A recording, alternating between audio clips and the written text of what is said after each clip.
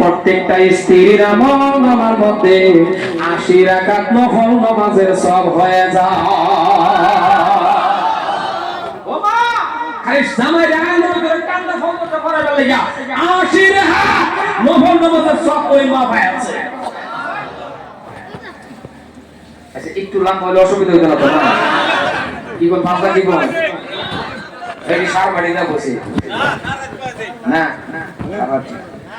সম্মানীয় ভাই আমার, তাহলে আমার আম্মা জানে কি এই কাম করে তখন করে মসজিদে বানাইবার বানা, কিন্তু আম্মা জানে মসজিদে বানাইতে পারে না।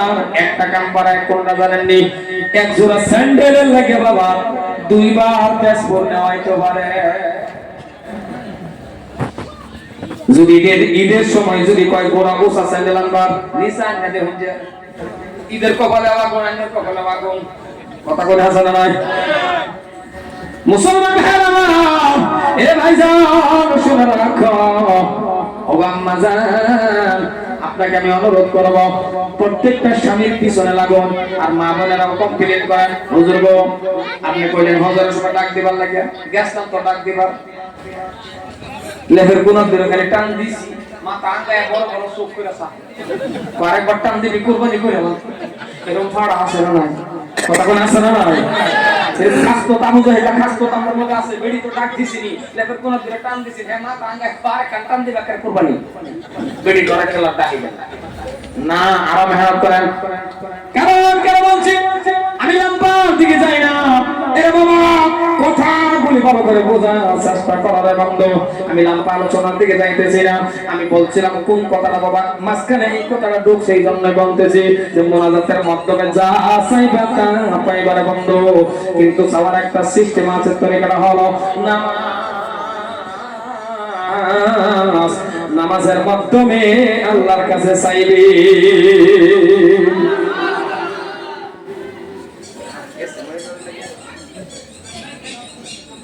এ ভাইজান আজকে বাবা নামাজ পড়লে আল্লাহ দেয় না কেন?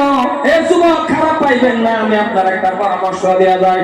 আপনি ইমামের পিছনে নামাজ পড়তেছেন, ইমামের পিছনে যখন দাঁড়াইছেন নামাজটা আপনি ইমামের পিছনে পড়তেছেন, ইমাম সাহেব যখন পড়ে আলহামদুলিল্লাহি রাব্বিল আলামিন, এইবার যদি আপনার সূরা ফাতিহা জানা থাকে তাহলে অটোমেটিক আপনার অন্তর থেকে আসবে আল্লাহর রহমানির রহিম। আর যদি না জানা থাকে বাবা নামাজ তো পড়তেছেন ইমাম সাহেবের পিছনে বাবা এমন ভাবে কলা গাছের মতন খালি খাড়িয়া থাকে নাকি, কথা কোনে গিয়া দেন মন নামাজ আছে, কথা কোনে আছে দেখে দেখে কয় কথা কাম করে খারেজে রইলেন কিচ্ছু জানো না, সুবহান রাব্বিল আলা সুবহান রাব্বিল আযীম কিচ্ছু জানো না, মনটাই বড়। আর এরকম মুসল্লি আছে দেখবেন মসজিদে যাওয়ার লগে লগে তারে বাইরে এনে ধরেছে কোন সময় মারিব।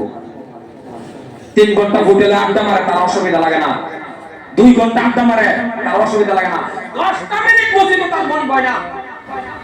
বেশি কইছেন কি কথা?